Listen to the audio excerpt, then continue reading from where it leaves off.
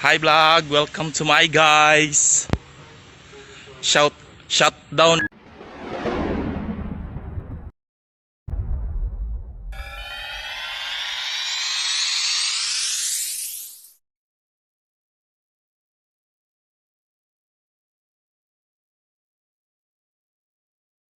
Halo teman-teman Infoloka, selamat datang kembali di channel YouTube Infoloka.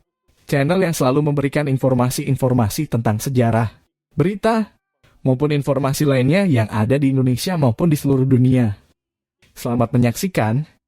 Tentara Nasional Indonesia terdiri dari 3 angkatan bersenjata, yaitu Angkatan Darat, Angkatan Laut, dan Angkatan Udara. Ketiga angkatan melaksanakan tugas di bawah pimpinan seorang Panglima TNI.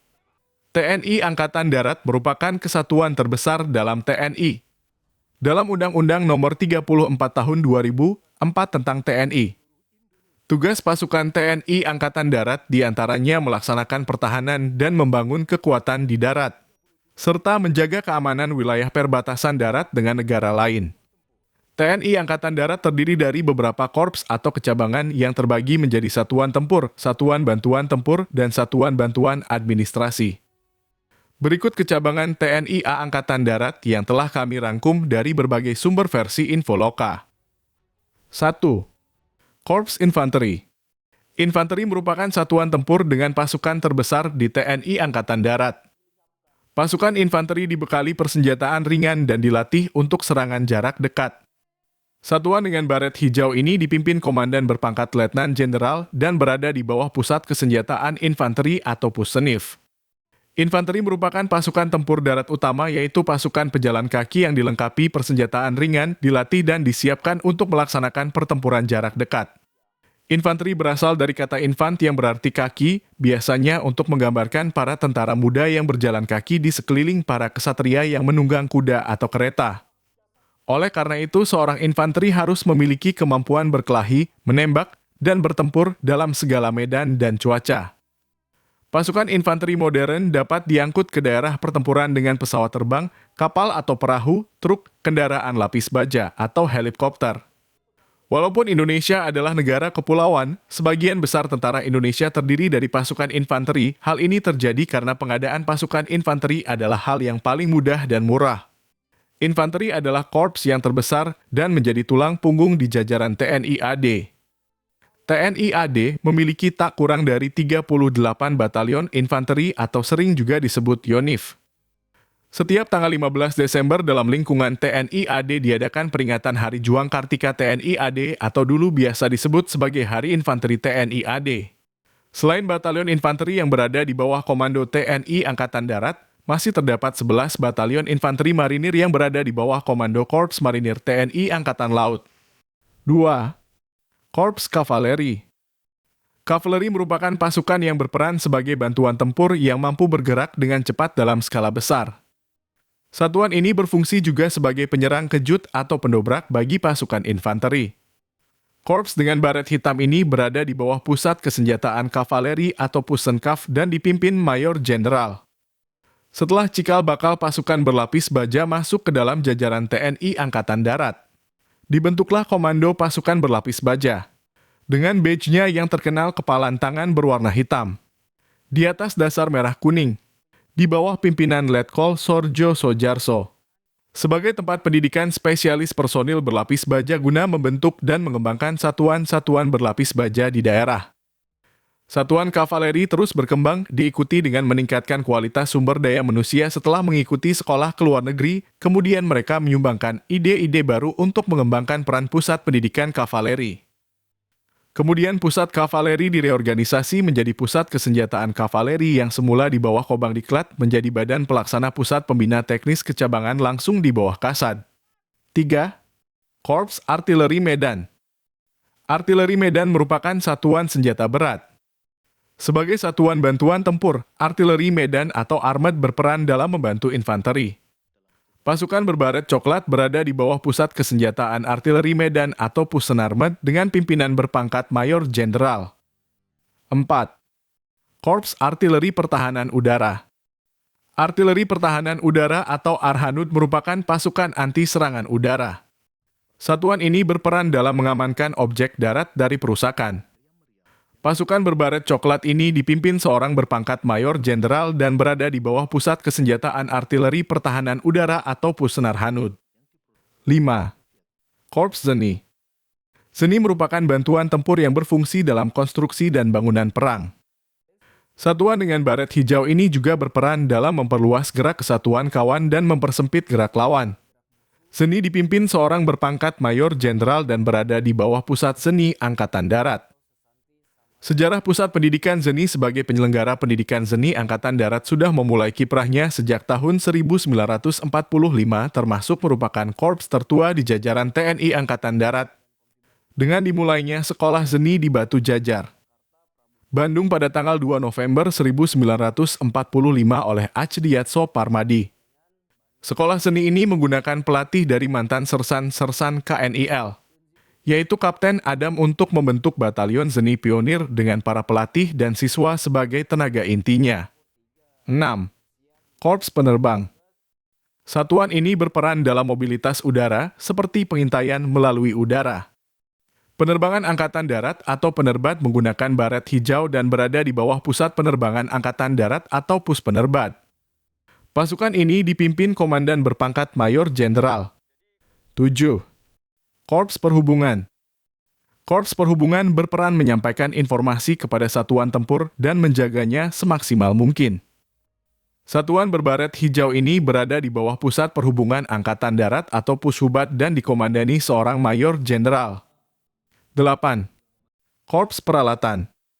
Kesatuan ini berperan dalam memelihara dan menguji kesiapan material alat tempur Angkatan Darat. Satuan ini berada di bawah Pusat Peralatan Angkatan Darat atau Puspalad dan pimpinannya berpangkat mayor jenderal. 9. Korps Polisi Militer. Polisi militer merupakan bagian dari Satuan Bantuan Administrasi. Satuan berbaret biru muda ini bertugas untuk membantu kesatuan lain dalam hal administrasi dan urusan hukum militer. Polisi militer berada di bawah Pusat Polisi Militer Angkatan Darat atau Puspomat dengan komandan berpangkat Letnan Jenderal. 10. Korps Pembekalan dan Angkutan. Kesatuan dengan baret berwarna hijau ini berperan penting dalam hal logistik tempur dan angkutan perang. Satuan ini berada di bawah Pusat Pembekalan Angkutan Angkatan Darat atau Pusbekangad dan dikomandani Mayor Jenderal. 11. Korps Kesehatan Militer. Sesuai namanya, kesatuan ini berfungsi memelihara kesehatan prajurit Angkatan Darat. Kesatuan ini berada di bawah Pusat Kesehatan Angkatan Darat atau Puskesad dan dipimpin seorang mayor jenderal. 12. Korps Topografi. Kesatuan ini berperan dalam membuat peta tempur dan kepengurusan topografi. Topografi berada di bawah Direktorat Topografi Angkatan Darat atau Ditopat yang direkturnya berpangkat Brigadir Jenderal. 13. Korps Keuangan. Korps Keuangan berfungsi untuk membina administrasi keuangan militer. Keuangan berada di bawah Komando Direktorat Keuangan Angkatan Darat atau Ditkuat yang direkturnya berpangkat Brigadir Jenderal. 14. Korps Hukum. Korps Hukum berperan dalam membina hukum dan peradilan militer. Hukum berada di bawah Komando Direktorat Hukum Angkatan Darat atau Ditkumat yang direkturnya berpangkat Brigadir Jenderal. 15. Korps Ajudan Jenderal. Kesatuan ini berperan mengurus administrasi militer dan pegawai serta urusan internal lain. Ajudan Jenderal atau Ajen berada di bawah Direktorat Ajudan Jenderal Angkatan Darat atau Ditajenat yang direkturnya berpangkat Brigadir Jenderal. 16. Korps Wanita Angkatan Darat. Korps Wanita Angkatan Darat atau KOWAD merupakan satuan administratif bagi prajurit wanita Angkatan Darat. Korps ini berada di bawah Pusat Pendidikan Korps Wanita Angkatan Darat atau Pusdikkowad yang dipimpin Komandan Wanita berpangkat Kolonel. Tentara Nasional Indonesia Angkatan Laut merupakan satu dari 3 matra TNI yang bertanggung jawab dalam pertahanan negara Kesatuan Republik Indonesia. Sesuai namanya, pasukan TNI AL bertanggung jawab dalam pertahanan negara di bidang laut. TNI AL sendiri dipimpin oleh seorang kepala staf Angkatan Laut dengan pangkat Laksamana. TNI AL berdiri seiring dibentuknya Badan Keamanan Rakyat Laut atau BKR Laut pada 10 September 1945. dalam Undang-Undang Nomor 34 Tahun 2004 tentang TNI. Tugas pasukan TNI Angkatan Laut diantaranya membangun kekuatan dan menjaga keamanan di wilayah laut yurisdiksi nasional sesuai dengan ketentuan hukum nasional dan hukum internasional. Selain itu, TNI AL juga bertugas melaksanakan tugas diplomasi Angkatan Laut untuk mendukung kebijakan politik luar negeri pemerintah. TNI Angkatan Laut dan TNI Angkatan Udara terdiri dari beberapa korps atau cabang yang memiliki kualifikasi khusus masing-masing.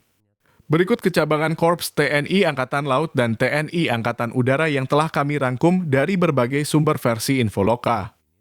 1. Korps Pelaut. Korps Pelaut bertugas dalam penjagaan laut dan pertahanan dengan menggunakan kapal perang atau KRI.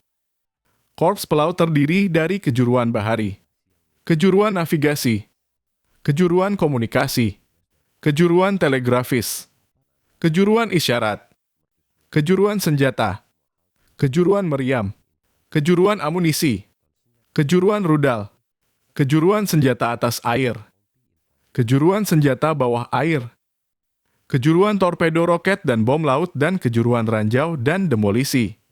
2. Korps Marinir. Korps Marinir merupakan satuan tempur yang dilatih untuk menghadapi peperangan. Pasukan korps ini memiliki kemampuan menembak dan pengetahuan tentang persenjataan.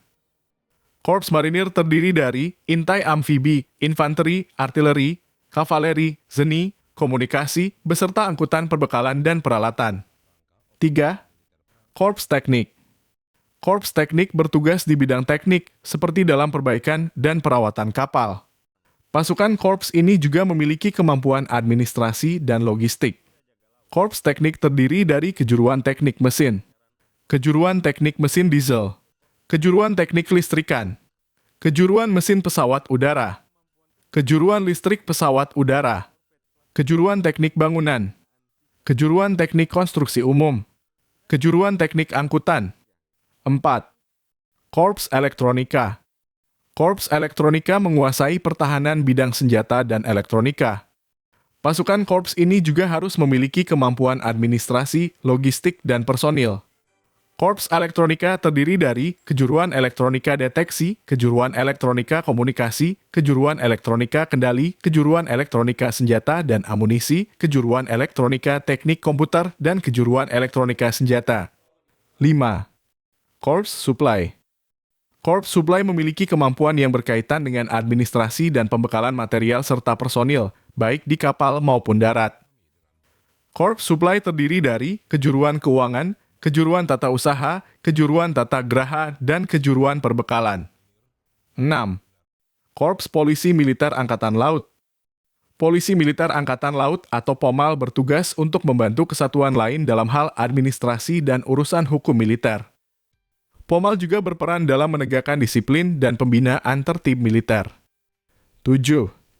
Korps Kesehatan. Korps Kesehatan merupakan korps dengan keahlian khusus di bidang kesehatan. Korps ini terdiri dari rawat umum, farmasi, asisten paramedis, penunjang kesehatan, asisten perawat kesehatan, asisten dokter gigi, rawat kesehatan gigi, dan asisten tenaga kefarmasian. 8. Korps Khusus Laut. Korps Khusus Laut terdiri dari jasmani, musik, dan pengolah data komputer. Sedangkan Tentara Nasional Indonesia Angkatan Udara menjadi salah satu cabang angkatan perang dari TNI yang bertanggung jawab atas operasi pertahanan Republik Indonesia di udara. TNI Angkatan Udara pada awalnya merupakan bagian dari TNI Angkatan Darat yang dulunya bernama Tentara Keamanan Rakyat atau TKR Jawatan Penerbangan. TNI Angkatan Udara dibentuk dan mulai berdiri sendiri pada tanggal 9 April 1946 bersamaan dengan dibentuknya Tentara Republik Indonesia sesuai dengan penetapan Pemerintah Nomor 6 Tahun 1946. Tanggal tersebut kemudian diperingati sebagai Hari Angkatan Udara. TNI Angkatan Udara dipimpin oleh seorang Kepala Staf Angkatan Udara, perwira tinggi bintang 4 dengan pangkat Marsekal. Kepala Staf Angkatan Udara menjadi pemimpin tertinggi di Markas Besar Angkatan Udara. Kekuatan TNI Angkatan Udara saat ini terbagi dalam dua komando utama operasi yaitu Komando Operasi Udara Nasional atau Koopsudnas dan Komando Pemeliharaan Materiil Angkatan Udara atau Koharmatau. TNI Angkatan Udara saat ini memiliki 3 komando operasi, yaitu Komando Operasi Udara 1 yang bermarkas di Bandara Halim Perdana Kusuma, Jakarta, Komando Operasi Udara 2 yang bermarkas di Makassar, dan Komando Operasi Udara 3 yang bermarkas di Biak. TNI AU juga memiliki satuan khusus yang disebut dengan Komando Pasukan Gerak Cepat atau Kopasgat. Pasukan ini terkenal dengan sebutan Korps Baret Jingga. Kopasgat merupakan pasukan khusus berkemampuan 3 matra, yaitu udara, laut, darat. Perlu diketahui, prajurit TNI Angkatan Udara diklasifikasikan ke dalam beberapa korps atau kecabangan. Berikut daftar kecabangan di TNI Angkatan Udara. 1. Korps Tempur TNI Angkatan Udara. Korps Tempur TNI Angkatan Udara terdiri dari 3 bagian, yaitu Korps Penerbang, Korps Komando Pasukan Gerak Cepat, dan Korps Intelijen. Korps Penerbang sendiri terdiri dari penerbang tempur, penerbang helikopter, dan penerbang angkut. Sedangkan Korps Intelijen terdiri dari intelijen udara dan intelijen strategis atau Intelstra. 2. Korps Kecabangan Lain TNI Angkatan Udara.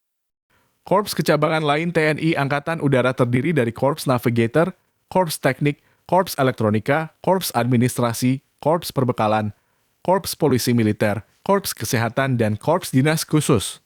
Baiklah teman-teman, itu dia korps atau kecabangan yang ada dalam satuan TNI Angkatan Darat, Angkatan Laut, dan Angkatan Udara versi Infoloka. Ikuti terus channel Infoloka untuk mendapatkan informasi menarik lainnya, dan jangan lupa subscribe, like, komen, dan share video ini ke teman-teman kamu ya. Terima kasih. Jangan lupa like, subscribe, and share video ini.